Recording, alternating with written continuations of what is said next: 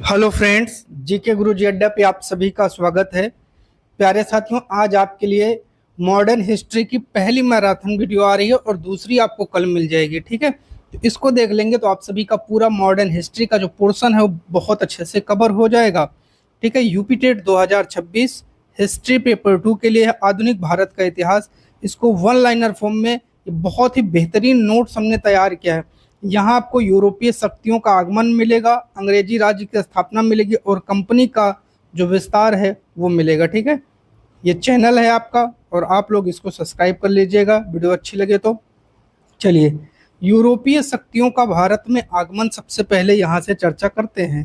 तो सबसे पहले कौन सी कंपनी आई थी? सबको पता है कि पुर्तगालियों का आगमन भारत में हुआ और फिर इन्होंने अपना विस्तार किया। याद रखने की ट्रिक है PDEDF। क्या है? PDEDF। पी से पुर्तगाली 1498, डी से डच। अब कहीं कहीं 1595 में मिलता है आगमन और 1602 में कंपनी की स्थापना। अंग्रेज 1600 में, डेनमार्क 1616 में और फ्रांसीसी 1664 में। ठीक है, चलिए। भारत के लिए नए समुद्री मार्ग की खोज करने वाले नाविक वास्को डिगामा ने 20 मई 1498 को उत्तर महासा अंतरीप या अंतद्वीप मिलता है केप ऑफ गुड होप का चक्कर लगाकर की थी।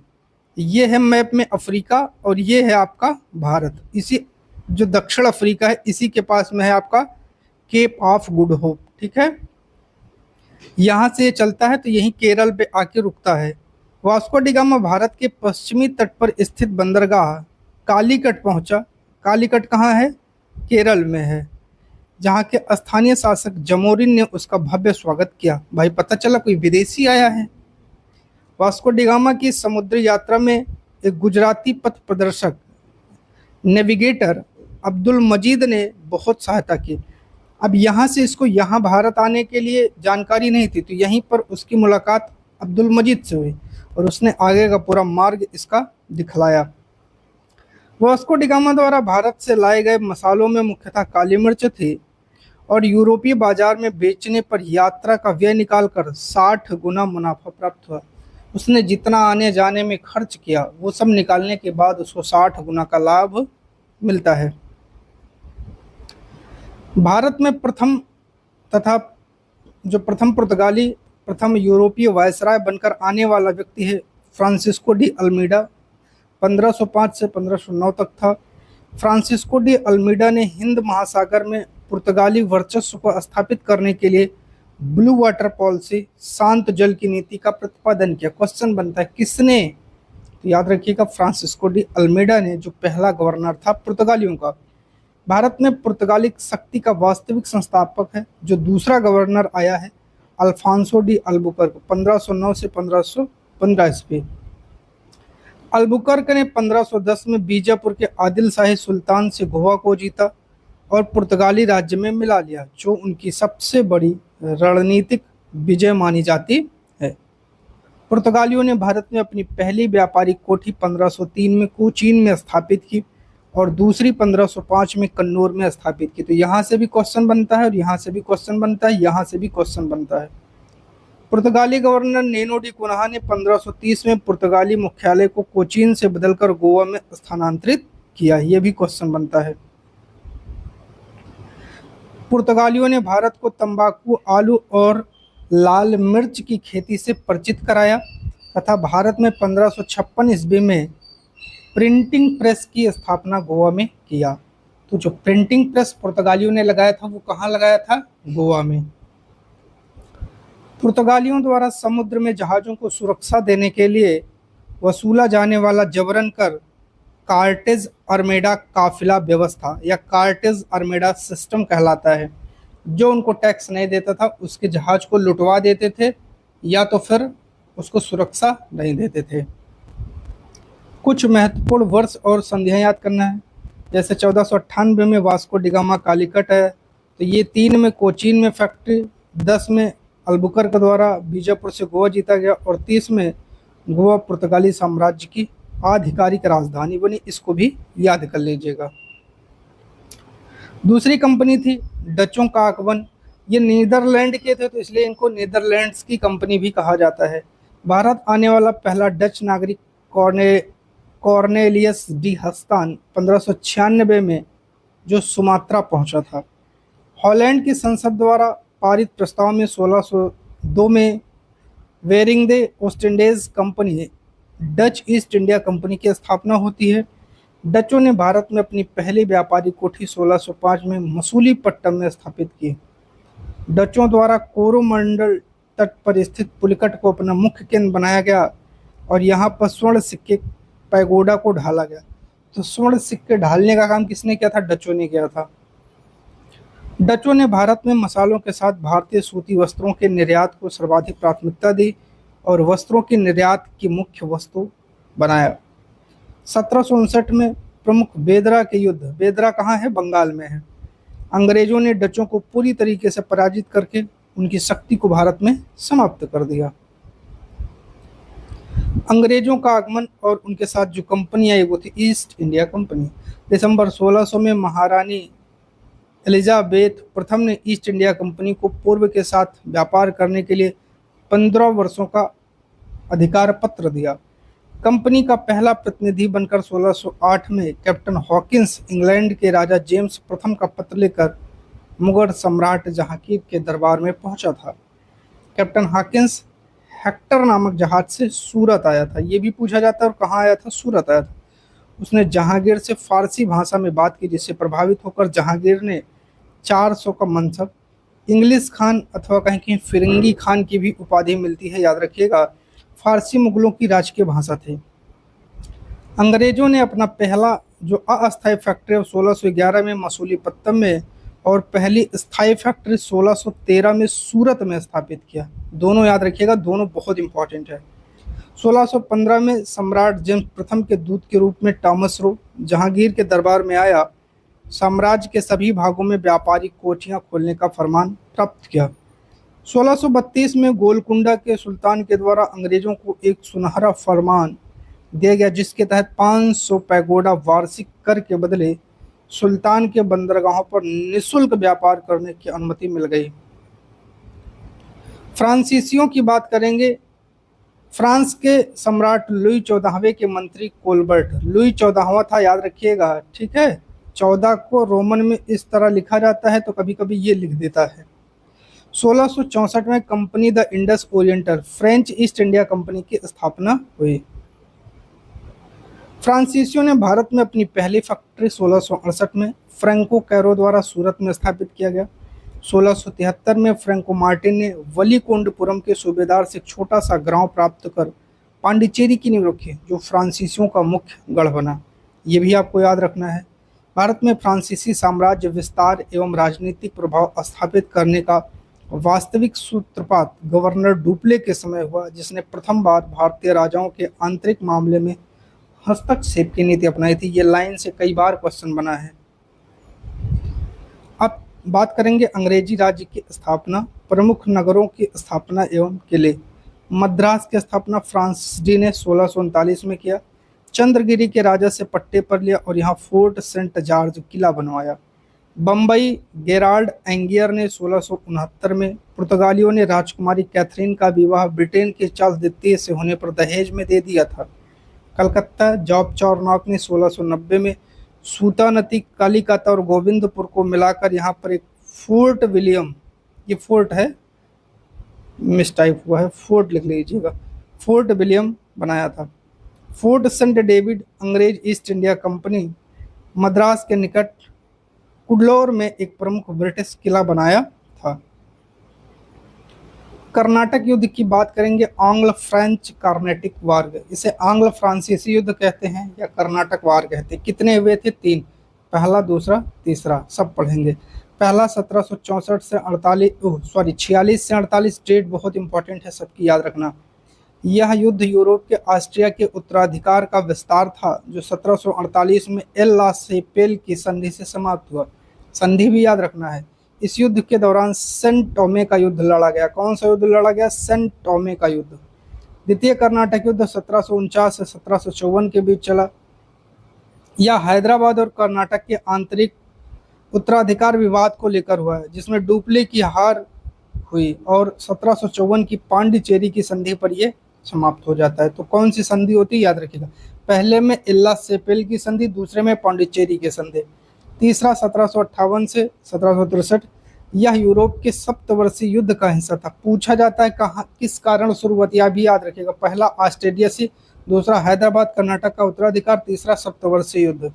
इस युद्ध के अंतर्गत 22 जनवरी 1760 को प्रसिद्ध वाडीवास का युद्ध लड़ा गया, जिसमें ब्रिटिश जनरल आयरकूट ने फ्रांसीसी सेनापति लाली को बुरी तरीके से हराकर फ्रांसीसी शक्ति को सदा के लिए समाप्त कर दिया। यह युद्ध 1763 को पेरिस की संधि से समाप्त हुआ था, याद रखिएगा। ठीक है, चलिए। प्लासी और बक्सर का युद्ध, 20 जून 1756 को ब्लैक होल की त्रासदी, बहुत इंपॉर्टेंट है, याद रखिएगा। 20 जून 1756 को काल कोठरी की घटना कलकत्ता में हुई। इस विवरण को जेड हॉलवेल ने दिया था। इसमें 130 अंग्रेज दम घुटने से मर गए थे, जिसे प्लासी की युद्ध भूमि तैयार हुए थे। ये किसके शासनकाल में हुई थी, ये भी आपसे क्वेश्चन पूछा जाता है। तो सिराज के शासनकाल में हुई थी, याद रखिएगा। ठीक है। प्लासी का युद्ध 23 जून 1757 बंगाल के नवाब सिराजुद्दौला, इन्हीं को सिराज कहा जाता है, और अंग्रेज सेनापति रॉबर्ट क्लाइव के बीच नदिया जिले में भागीरथी नदी के किनारे लड़ा गया। तो नदिया जिला था, भागीरथी नदी थी, ये भी याद रखिएगा। प्लासी के युद्ध में सिराजुद्दौला की हार का कारण उनके सेनापति मिर्जाफर और दीवान राय दुर्लभ राय द्वारा किया गया विश्वासघात था। इस युद्ध में नवाब के प्रति वफादार रहने वाले सैनिक मीर मदान और मोहन लाल थे, जो मारे जाते हैं। नवाब भी मारा जाता है। बक्सर का युद्ध 22 अक्टूबर 1764 को बिहार के बक्सर में ब्रिटिश सेनापति हेक्टर मोनरो और संयुक्त भारतीय सेना बंगाल के अपदस्थ नवाब मीर कासिम, अवध के नवाब सुजाउद्दौला और मुगल सम्राट शाह आलम द्वितीय के बीच लड़ा जाता है। बक्सर युद्ध में अंग्रेजों की पूर्ण विजय हुई, जिसने भारत में वास्तविक रूप से ब्रिटिश प्रभुसत्ता की नींव रखी, क्योंकि इस युद्ध में अंग्रेजों ने समकालीन भारत की 3 सबसे बड़ी शक्तियों को एक साथ पराजित किया था। बक्सर युद्ध के पश्चात लॉर्ड क्लाइव ने मुगल सम्राट शाह आलम द्वितीय के साथ 12 अगस्त 1765 को इलाहाबाद की प्रथम संधि की मोस्ट इम्पॉर्टेंट डेट है, जिसके तहत कंपनी को बंगाल, बिहार और उड़ीसा की दीवानी अर्थात राजस्व वसूलने का अधिकार मिला। ये भी इम्पॉर्टेंट है। 16 अगस्त 1765 को अवध के नवाब सुजाउद्दौला के साथ इलाहाबाद की दूसरी संधि की गई, जिसके तहत नवाब को क्षतिपूर्ति के रूप में 50 लाख रुपए कंपनी को देने पड़े। रॉबर्ट क्लाइव ने 1765 में बंगाल में द्वैध शासन की शुरुआत की, जिसे आगे चलकर 1772 में वॉरेन हेस्टिंग ने समाप्त किया। ये भी इम्पोर्टेंट है। इसमें पूरा मैंने जितना नोट्स है सब इम्पोर्टेंट है, कोई ऐसी लाइन नहीं जहाँ से क्वेश्चन नहीं बनेगा, बस इतना जान लीजिए, सिंपल सा।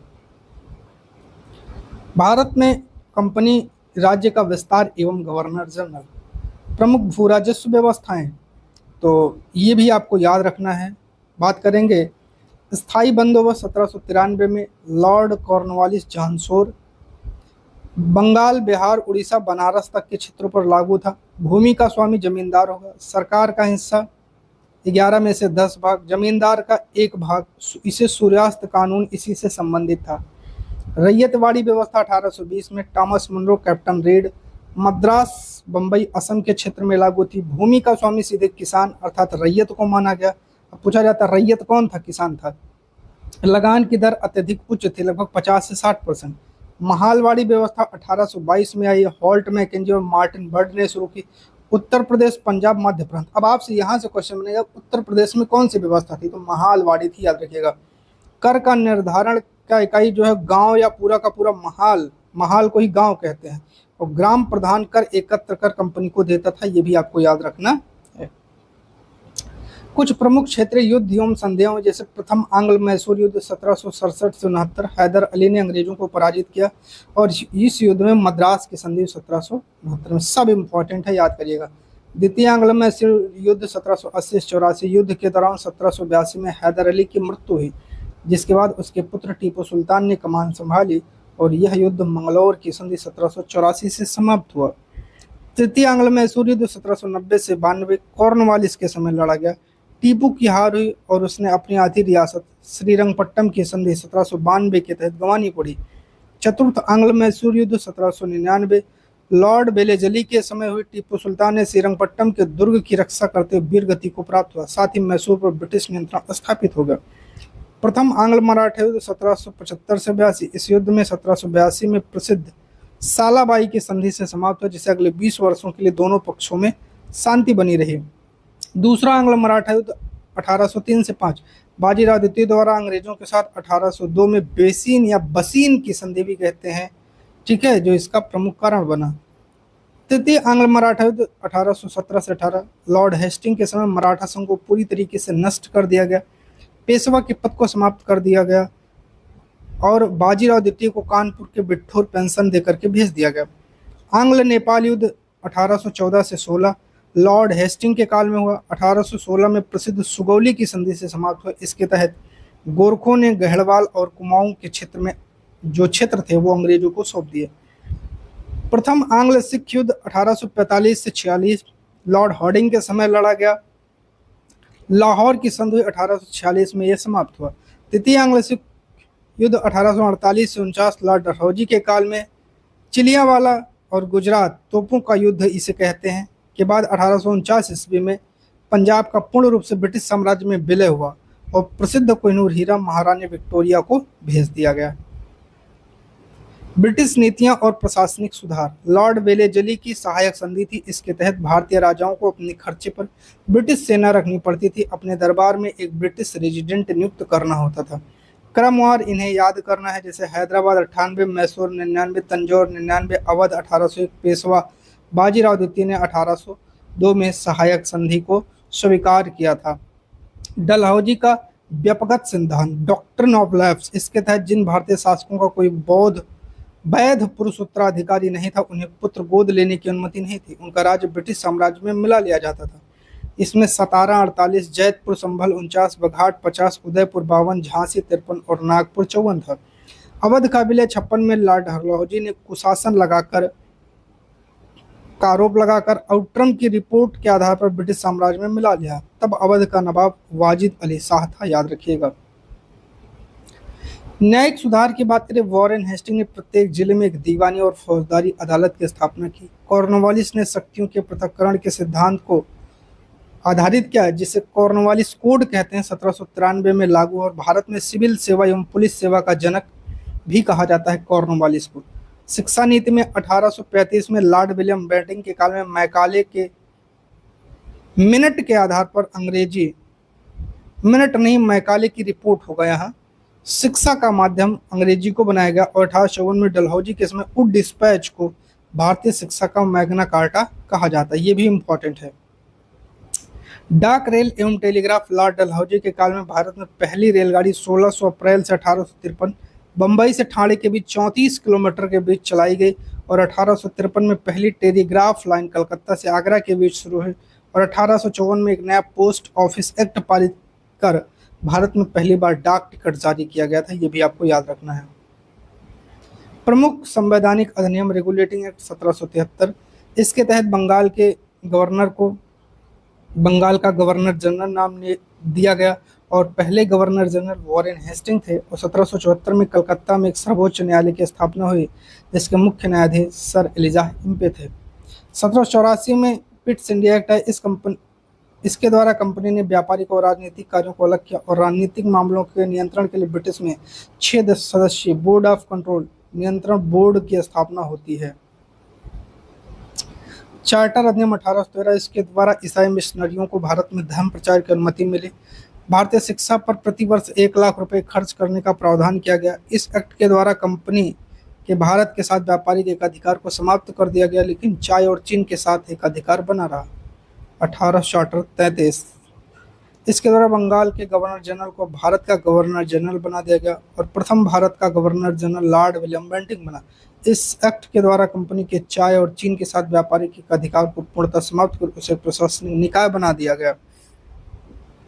इसी एक्ट की धारा 87 के तहत रंग जात के आधार पर सरकारी नौकरियों में भेदभाव को प्रतिबंधित कर दिया गया और बेंटिंग ने 1829 में राजा राम मोहन राय के सहयोग से सती प्रथा का उन्मूलन कर दिया, नियम नंबर 17 से। देखिए, ये अति महत्वपूर्ण वन लाइनर है जो आपको याद करना है और ये आपके लिए बहुत ज़्यादा इम्पोर्टेंट हो जाएगा, ठीक है। तो ये वन लाइनर है, आप लोग इस सब को अच्छे से वीडियो को रोक करके पढ़ लीजिएगा। ये सब मैं ऊपर पढ़ा चुका हूँ, ठीक है। इसमें कुछ चीज़ें अलग सी हैं जो वहाँ आपको नहीं मिलेगा, ठीक है। तो वो जो वहाँ नहीं है वो यहाँ आपको मिल जाएगा, ठीक है। तो ये आप सभी को याद कर लेना है, और यहाँ बहुत सारी चीज़ें आपको वन लाइनर फॉर्म में हमने दिया है, ठीक है। तो ये भी आपको याद कर लेना है, ठीक है। चलिए मैं आपको इसको करवा देता हूँ। अच्छा, चलिए। भारत की खोज में निकले स्पेन के नाविक कोलंबस ने अनजाने में 1492 में अमेरिका को खोजा था।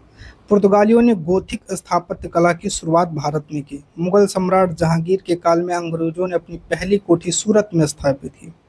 ईस्ट इंडिया कंपनी की स्थापना के समय इंग्लैंड की महारानी एलिजाबेथ प्रथम थी, और भारत में मुगल सम्राट उस समय अकबर का शासनकाल था। ये भी इम्पोर्टेंट है। इंटरपोलर्स उन अनाधिकृत व्यापारियों को कहा जाता है जो एशिया में द्वीप समूहों में अवैध रूप से व्यापार करते थे। जॉब चौरनॉक ने कलकत्ता नगर की स्थापना 3 गांव सूतानदी, कालीकत और गोविंदपुर को मिलाकर किया। फ्रांसिस डे को मद्रास का संस्थापक माना जाता है। फोर्ट सेंट जॉर्ज का निर्माण किया। बम्बई का वास्तविक गवर्नर गेराल्ड एंगियर था, जिसने बम्बई का सुदृढ़ीकरण किया। प्रथम कर्नाटक युद्ध का तात्कालिक कारण था ब्रिटिश कैप्टन बर्नेट के द्वारा कुछ फ्रांसीसी जहाजों का अपहरण कर लेना। डुप्ले ने पहली बार वेल्थ ड्रेन या भारतीय राजाओं के खर्च पर फ्रांसीसी सेना नियुक्त करने की कला खोजी, जो बाद में सहायक संधि के रूप में जानी गई।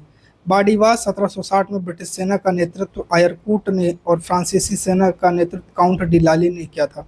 ब्लैक होल की घटना 20 जून 1756 को नवाब सिराजुद्दौला के समय कलकत्ता के फोर्ट विलियम में घटी।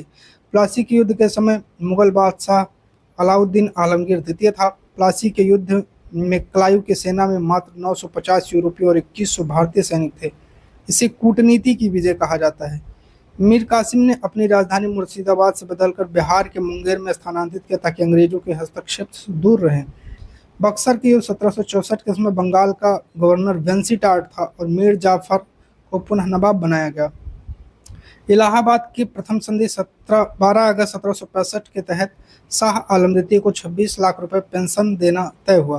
बंगाल में द्वैत शासनकाल 1765 से 72 को के.एम. पनिक्कर ने डाकू के राज की संज्ञा दी। भारत में प्रशासनिक सेवा का जनक लॉर्ड कॉर्नवालिस को माना जाता है। लॉर्ड कॉर्नवालिस की समाधि भारत के उत्तर प्रदेश के गाजीपुर जिले में है। सहायक संधि स्वीकार करने वाला पहला भारतीय राज्य 1798 में हैदराबाद का निजाम था। चौथे आंग्ल मैसूर युद्ध 1799 में जो टीपू था उसकी मृत्यु के बाद मैसूर की गद्दी पर वोडियार वंश के बालक कृष्णराज को बिठाया गया। टीपू सुल्तान ने श्रीरंगपट्टम में स्वतंत्रता का वृक्ष लगवाया था और फ्रांसीसी जैकोबिन क्लब का सदस्य भी ये बना था। सालबाई की संधि 1782 में प्रथम आंग्ल मराठा युद्ध समाप्त हुआ। महादजी सिंधिया ने इसे मध्यस्थता की भूमिका निभाई। बेसिन की संधि 1802 के तहत पेशवा बाजीराव द्वितीय ने अंग्रेजों की सहायक संधि पूर्णतः स्वीकार की। लॉर्ड हेस्टिंग ने मराठों के दमन के साथ साथ भारत में आतंक मचाने वाले पिंडारियों का समूल नाश कर दिया था। तो पूछता है कि पिंडारियों का दमन किसने किया? हेस्टिंग ने। सुगौली या संगौली की संधि 1816 के द्वारा वर्तमान भारत नेपाल सीमा का निर्धारण हुआ। राजा रणजीत सिंह के समय सिखों और राजाओं के बीच 1809 में लॉर्ड मिंटो के काल में अमृतसर की संधि हुई। द्वितीय आंग्ल सिख युग के दौरान तोपों का युद्ध गुजरात नामक एक स्थान चिनाब नदी के किनारे लड़ा गया। लॉर्ड डलहौजी के द्वारा ब्रिटिश राज में मिलाया गया पहला राज्य सतारा था। डलहौजी ने अवध के विलय के लिए जेम्स आउटरम की एक प्रशासनिक रिपोर्ट को मुख्य आधार बनाया। प्रशासनिक मतलब सरकारी रिपोर्ट। स्थायी बंदोबस्त के तहत जमींदारों को भूमि का स्थायी मालिक लगाकर सदैव लगान के लिए उनको निश्चित कर दिया गया। सूर्यास्त कानून क्या था? इसके तहत यदि निश्चित तिथि के सूर्यास्त तक जमींदार कर जमा नहीं करता था तो उसकी जमींदारी नीलाम कर दी जाती थी। थॉमस मुनरो द्वारा मद्रास में लागू रैयतवाड़ी व्यवस्था में सीधे किसान को भूमि का पट्टा दिया गया। महालवाड़ी व्यवस्था में महाल शब्द का तात्पर्य पूरे गांव या जागीर से था जिसका सामूहिक रूप से कर तय होता था। आधुनिक शिक्षा का जनक जो प्रवर्तक है उसे चार्ल्स ग्रांट को माना जाता है। लॉर्ड मैकाले ने डाउनवर्ड फिल्ट्रेशन थ्योरी या अधोमुखी निस्पंदन सिद्धांत दिया था। इसका अर्थ है शिक्षा समाज के उच्च वर्ग को दी जाए जिससे छन कर वह निम्न वर्ग तक पहुंचे। 1854 में वुड डिस्पैच की सिफारिश के आधार पर 1857 में कलकत्ता, बम्बई, मद्रास में 3 विश्वविद्यालय स्थापित किए गए। भारत में पहली रेलगाड़ी लॉर्ड डलहौजी के काल में great Indian peninsula railway company द्वारा चलाई गई। रेगुलेटिंग 1773 के तहत गठित सुप्रीम कोर्ट के 3 न्यायाधीश चैम्बर्स, लेमेस्टर और हाइट थे। नंद कुमार पर झूठा मुकदमा चलाकर फांसी देने वाले वॉरेन हेस्टिंग के काल की कुख्यात घटना न्यायिक हत्या कहलाती है। पिट्स इंडिया 1784 के विरोध में इस्तीफा देकर जब वॉरेन हेस्टिंग इंग्लैंड पहुंचा तो उस पर एडमंड बर्क द्वारा महाभियोग चलाया गया। 1813 के चार्टर एक्ट द्वारा चीनी और चाय के व्यापार को छोड़कर ईस्ट इंडिया कंपनी का व्यापारिक एकाधिकार समाप्त हुआ। 1833 के चार्टर एक्ट के तहत लॉर्ड मैकाले को भारत का पहला विधि सदस्य नियुक्त किया गया। लॉर्ड विलियम बेंटिंक ने कर्नल स्लीमैन के साथ 1830 में ठगी प्रथा का पूर्णतः अंत किया। शिशु बालिका वध पर पूर्ण प्रतिबंध लगाने का श्रेय लॉर्ड विलियम बेंटिंक और लॉर्ड हॉर्डिंग को जाता है। भारत में स्थानीय स्वायत्त शासन की नींव रखने वाला या प्रारंभिक श्रेय बेंटिंक के विकेंद्रीकरण प्रयासों को जाता है और कलकत्ता मेडिकल कॉलेज की स्थापना 1835 में लॉर्ड विलियम बेंटिंक के द्वारा की गई। डलहौजी ने भारत के सैन्य मुख्यालय को कलकत्ता से स्थानांतरित कर शिमला में स्थापित किया और शिमला को ग्रीष्मकालीन राजधानी बनाया। भारतीय रियासतों के प्रति रिंग फेंस नीति, घेरे की नीति का प्रतिपादन वॉरेन हेस्टिंग और विलेजली के द्वारा मूल रूप से किया गया। तो ये था आपका आधुनिक भारत का पहला पार्ट या पहली मैराथन आप कह सकते हैं। और अगर आप लोगों ने इस पहले पार्ट को बहुत अच्छे से कर लिया होगा और देख लेगा, वीडियो को देख लीजिएगा, तो बहुत सारे डाउट आपके यहीं से क्लियर हो जाएंगे। और हम आपसे वादा करते हैं कि आपका जो भी टॉपिक है वो सभी का सभी आपका यहीं से कवर हो जाएगा। ठीक है, आपको किसी प्रकार की कोई दिक्कत नहीं होने वाली है। बस आप सभी को क्या करना है, लगातार इसका बार बार रिवीजन करना है। ठीक है, तो लगातार आप इसका रिवीजन करेंगे तो बहुत सारी चीज़ें आपको कवर हो जाएंगे और बहुत ही जल्द आपको दूसरे पार्ट का भी क्या है जो है नोट्स मिलने वाली है। तो ये पहली मैराथन थी, दूसरी मैराथन आपको कल मिल जाएगी इसकी। ठीक है, चैनल पे बने रहने के लिए बहुत बहुत धन्यवाद।